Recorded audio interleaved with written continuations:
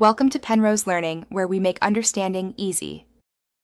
You'll start by opening the Excel app and locating your workbook. Tap Recent or OneDrive to avoid downloads. Once done, grant permissions so the app reads files and saves changes.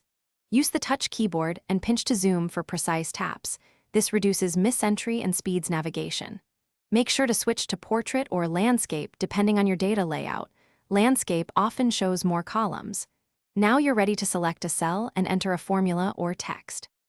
You'll edit cells by tapping once for quick values or using the formula bar for longer expressions. This prevents accidental deletions.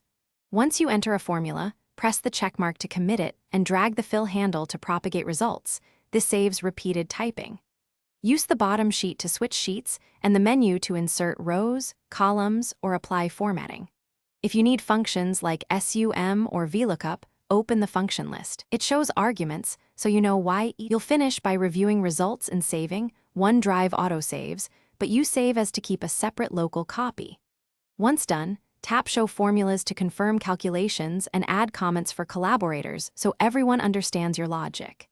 If something breaks, first refresh the workbook and check your internet connection, then confirm app permissions and clear the cache if sync stalls.